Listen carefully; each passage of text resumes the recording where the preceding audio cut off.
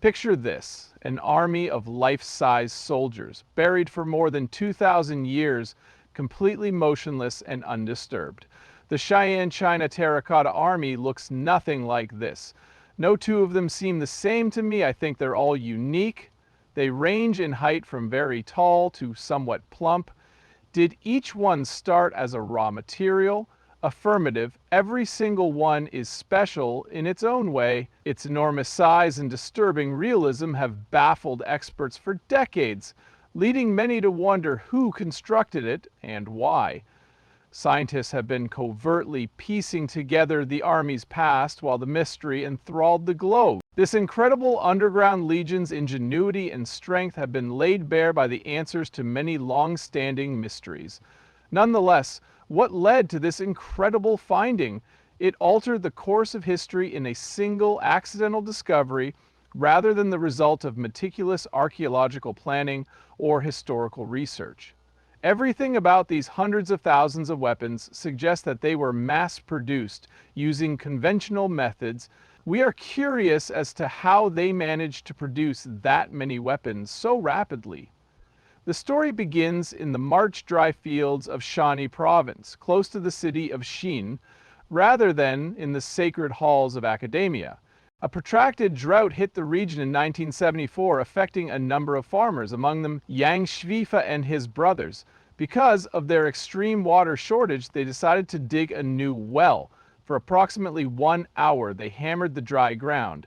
5 kilometers east of Mount Lee, a large but unremarkable hill, their tools struck a hard, non-rock surface. They continued to dig and eventually unearthed what appeared to be clay figure pieces made of reddish-brown pottery. At first, some of the villagers speculated that these artifacts belonged to a long-lost temple and its gods. Yang Jifa even retrieved some unusual bronze arrowheads from the clay, which he may have been hoping to sell as part of their collection. Authorities in the area and, more crucially, archaeologists like Linton County Museum's Jiao Kongmen were informed about the peculiar discoveries in due course. Based on his observations, Jiao concluded that this was no ordinary discovery during his visit to the site. As archaeologists cautiously dug around the well site, the initial investigation soon became an escalation. Buried in extensive subterranean passageways were countless life-size terracotta sculptures of warriors, horses, and other creatures rather than a handful of shattered monuments. An enormous archaeological dig unearthed the biggest collection of pottery figures ever discovered during what was initially intended to be a week-long survey. The sheer size of the Terracotta army shocked the world as soon as excavations began. What lay beneath those enormous statues was a meticulously constructed life-size model of a massive army. Concealed in vast subterranean caverns, a total of 3 main pits are believed to contain over 8,000 soldiers, 130 chariots drawn by more than 520 horses, and 150 cavalry. It is estimated that thousands more figures are yet to be unearthed. The massive cemetery extends over nearly 56 square kilometers, or 22 square miles. The general stands tallest among the incredibly detailed figures. Each group stands for a distinct branch of the Chinese military: the heavily armored infantry, the foot soldiers in lighter armor, the standing crossbowmen, the cavalrymen in their distinctive pillbox hats, and the chariot drivers in their extra armor. Even higher-ranking officials and officers are depicted, seemingly directing the silent soldiers. The realistic and varied figures continue to amaze visitors just as they did to early visitors. These life-size sculptures from 2,200 years ago depict the human figure with remarkable realism. They are not symbolic or stylized figures. The level of detail in their armor, uniforms, hairstyles, such as intricate top knots or caps, and shoe tread is truly remarkable. Most notably, it appears that every soldier has their own distinct set of facial features. At first, some researchers speculated that they depicted actual soldiers. However, the large quantity of them makes this highly improbable. Rather, the variety of facial expressions, features, beards, or otherwise, and structures displayed by the soldiers creates the illusion of a diverse and authentic army immobilized in clay. The enormous size and remarkable lifelikeness of the Terracotta army made it a sight to behold. Its very existence testified to the might that had directed its making. It was Shien Huang, aka the man who forged China, who orchestrated this clandestine performance. At the tender age of 13, sometime around 246 BC, Yin Zhang became emperor of the Qin state. He was familiar with China as a nation that had been ravaged by conflict for hundreds of years, a period known as the Warring States period. However, Ying Zhen possessed a lethal combination of ambition and military prowess. Using a massive and powerful army, he vanquished the rival states of Han Shao, Wei, Chu Yan, and Qi over the course of many years. According to some accounts, he was backed by over 500,000 men. His victory in 221 BCE brought China under the rule of a single ruler for the first time in its history. However, Ying Zheng's reign was brief. He was known as Qin Shuang, literally first emperor of Qin. He passed away in 210 BCE. CE marked a watershed moment. Not only did he unite, but he also conquered. He laid the framework for thousands of years of standardization by creating a universal currency, the Banliang coin, and a system of writing that was consistent throughout the vast empire. Massive road networks and canals were constructed by him to link pre-existing strongholds, including the initial sections of the Great Wall. He instituted a new system that superseded the feudal one. On the other hand, Qin Shi Huang's brutality and insatiable need for immortality brought him widespread renown. He consulted with magicians and alchemists on his many sea voyages in search of the fabled lands and elixir. Historians speculate that, at the counsel of his advisors, he may have consumed mercury compounds in the belief that they would lengthen his life, which would ironically hasten his demise. Almost immediately upon becoming emperor, he began construction on his moralum complex, a manifestation of his obsession with the afterlife and his plans for it. He intended to have a magical army that would remain loyal at all times, and the Terracotta army was a crucial component of that plan. He hoped that the Terracotta army would keep him safe from harm and enable him to continue ruling in the afterlife. It was an ideal miniature replica of his earthly strength that he would always have with him. Archaeologists and historians were confronted with a monumental question when the sheer size and detail of the army became apparent. How were these things made over 2,200 years ago? Imagine for a second, in a surprisingly short period of time, tens of thousands of life-size figures were constructed, each appearing to be distinct and equipped with genuine bronze weapons. According to historical accounts, the entire mausoleum complex required a workforce of up to 700,000 individuals and spanned 38 years. Every soldier appeared lifelike with distinct facial characteristics and hairdos. This made it seem as though each one was handcrafted with meticulous care, similar to a portrait. Contrarily, the sheer number of figures gave the impression that they were mass-produced. How were the variety and realism achieved through mass production methods, given the amount of figures that would have needed to be made? This degree of craftsmanship doesn't seem to be suited to conventional assembly lines. How are they going to strike a balance between the two competing demands of quantity and quality? How the sophisticated technology of the Qin dynasty could not produce thousands of figures with varying appearances baffled researchers. Not only that, but no historical records existed to shed light on the construction process, further shrouding it in mystery. Did they use molds? Do you know how they achieved such a dramatic change in appearance? If so, were they models for something? Thousands of units of the same size and shape. How did they manage that? Because of what? How did it happen so fast? Learning how the Qin workshops achieved their results at the crossroads of art and industry presented a formidable obstacle. For hundreds of years, the Army's creators kept their methods closely guarded secrets.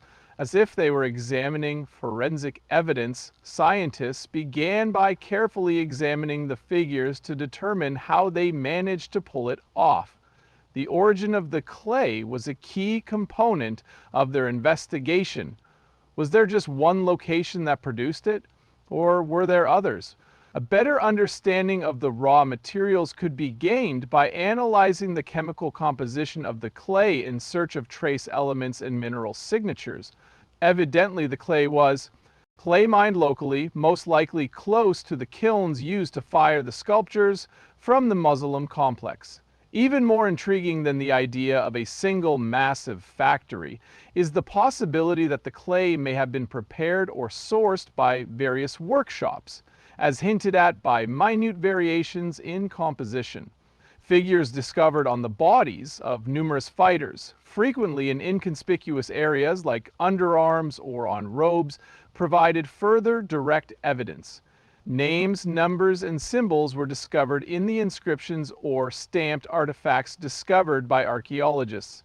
They were not mere markings, rather, they served as artisan seals or identifiers for the workshop. Some have speculated that these marks were a way to ensure high quality. Administrators in charge of the massive project could monitor production and ensure standards were met when foremen or individual artisans signed off on their work. Government workshops and possibly conscripted local craftsmen were part of this highly organized, state-controlled labor force, which was also observed in other Chinese industries.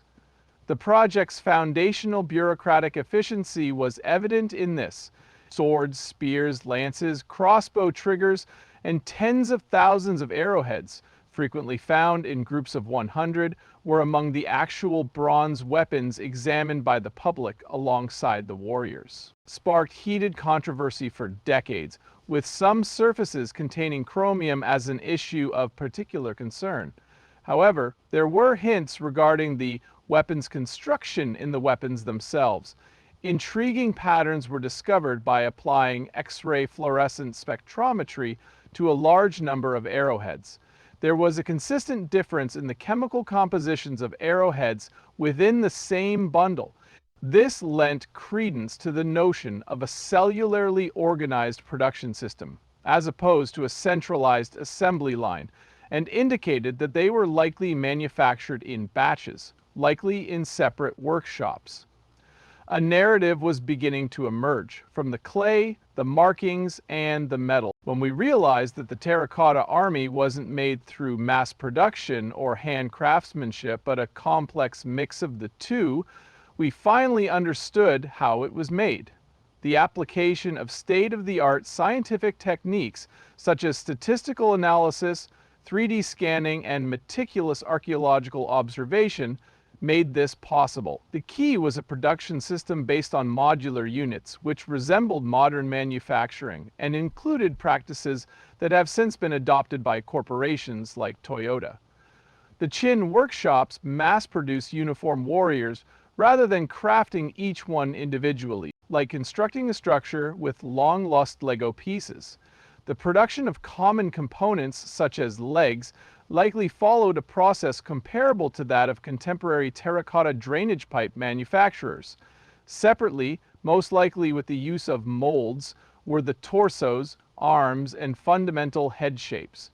For the most part, there were around 10 basic face molds and 8 distinct varieties of torsos. It would not take long for various specialized teams or workshops to produce these standard parts. They were assembled after they were crafted and most likely fired. Arms were rearranged to hold weapons and guide chariots, while legs were fused to torsos. A variety of basic figures can be created by following the instructions and using different parts in different combinations. It was necessary to plunder the area in order to join the pieces using strips or coils of wet clay before the figure could be fired or completed. The verification of this modular system relies heavily on 3D laser scanning technology. Researchers were able to identify subtle but consistent patterns after scanning a large number of fighters and carefully comparing their sizes. Statistical examination of these scans revealed clusters of figures with nearly identical sized ears and other apparently manufactured body parts.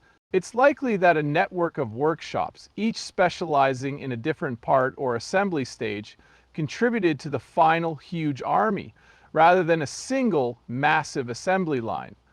The idea of mold-based production for core components was strongly supported by the molds that were made and attached. This ingenious system not only provided each artist with an opportunity to develop and express themselves creatively, but it also enabled the Qin to raise an adequate army. In addition to its innovative use of modules, the production of the Terracotta army was brilliant in its integration of mass production with personalized artwork. The skeletal framework and anatomical features of the head may have originate from molds that supply a conventional surface. Handcrafting was the last and most crucial step. This is where the figurine's unique personalities shone through. Skilled artisans would begin personalizing these standard, somewhat generic heads once the basic parts were assembled. They painstakingly sculpted the features that give each warrior their unique appearance by adding additional layers of fine clay to the molded base, modeling various ears, occasionally utilizing pre-molded ear shapes but applying them differently or adding detail, defining the nose and mouth, adding wrinkles or smoothing the skin, and shaping the eyes were all part of their work. Most importantly, though, they developed original hairdos. An additional layer of realism was added by modeling various facial hairstyles, such as mustaches and beards, with meticulous attention to detail.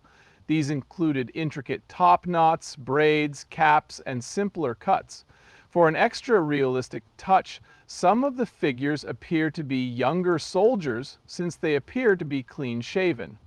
The artists were able to give each figure character and expression during this final stage of hand finishing. Although some appear composed and collected, others exude an air of seriousness and resolve. It's safe to assume that they originated from around 10 core face molds and went through a process of hand modeling that yielded thousands of minor variants. Even though the building blocks are identical, the final product is drastically different.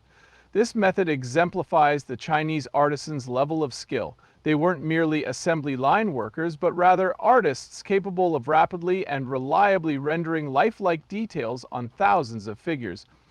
The artistic sensibilities required to create an army that appeared extraordinarily realistic and diverse were successfully balanced with the demands of mass production as desired by the emperor.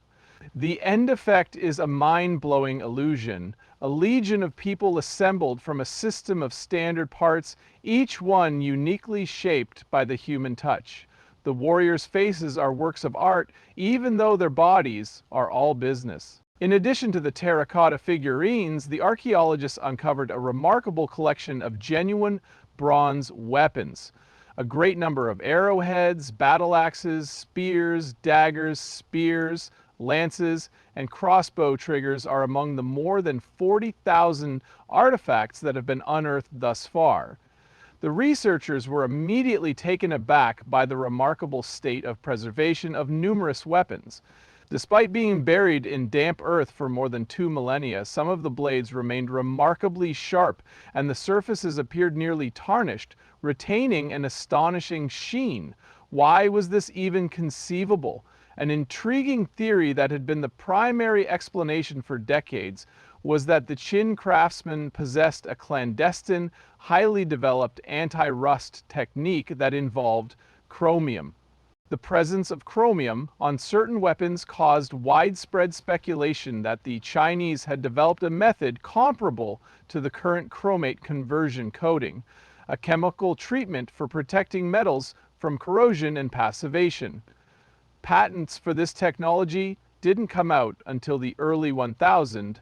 900s. The Terracotta Army story often included the intriguing notion that the first emperor's weapon makers had mastered a technique nearly 2,200 years ahead of their time.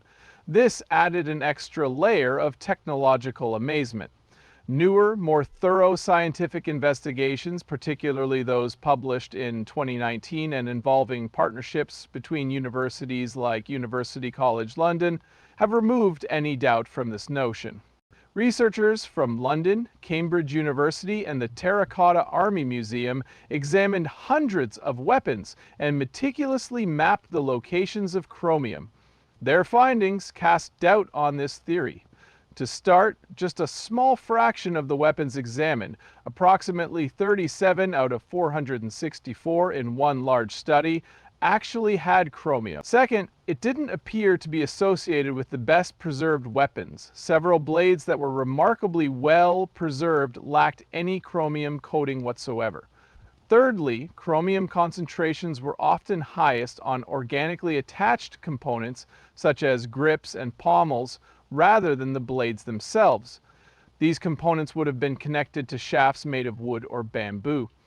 The prevailing view today is that the chromium wasn't added to kill rust, but rather leaked out of the lacquer that coated the weapon's wooden or bamboo components, such as the handles and shafts, or even from some nearby terracotta figurines that were lacquered. The high tin content of the bronze alloy, the precise quenching techniques employed during production, and, most crucially, the chemistry of the local loess soil are all factors that are believed to contribute to the excellent preservation.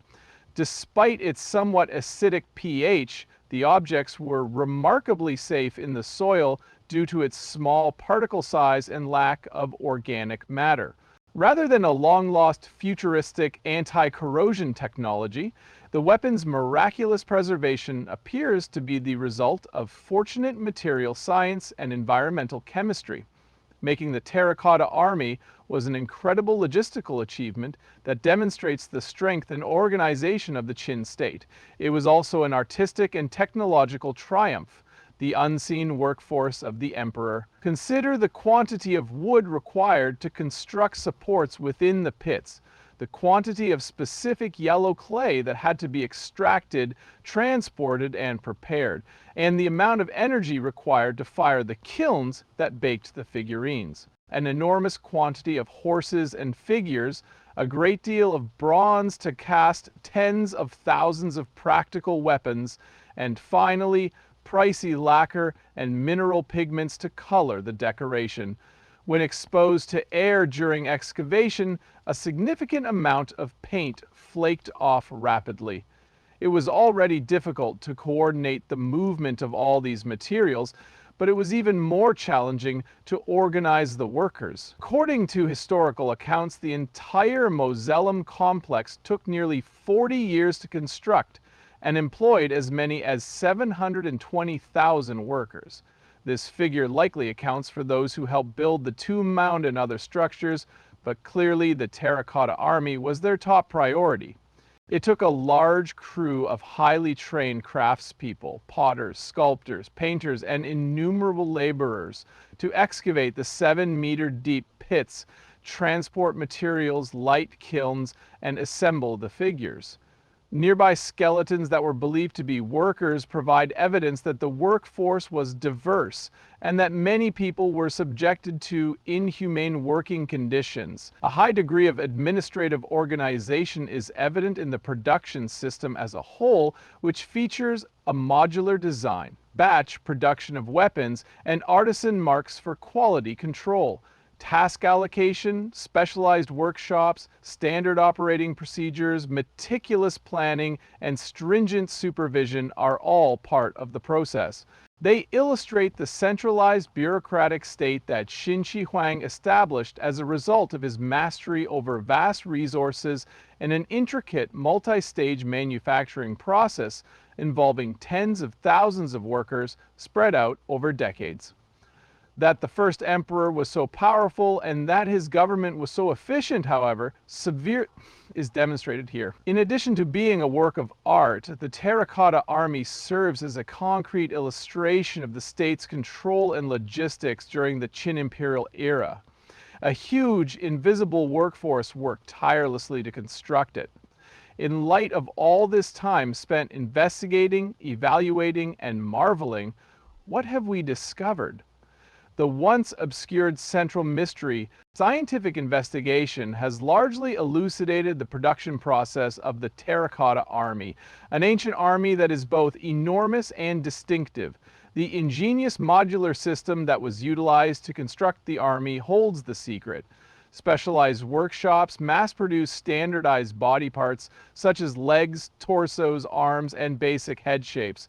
Massive construction efficiency was achieved by assembling these parts in a manner reminiscent of an old assembly line. The next step in the process was the transformation of these generic bases into one-of-a-kind facial features through the meticulous application of fine clay by trained artists. Complex hairstyles and expressive faces adorn every figurine, meeting the emperor's demand for a massive afterlife guard while simultaneously achieving an astounding level of realism and variety was made possible by this combination.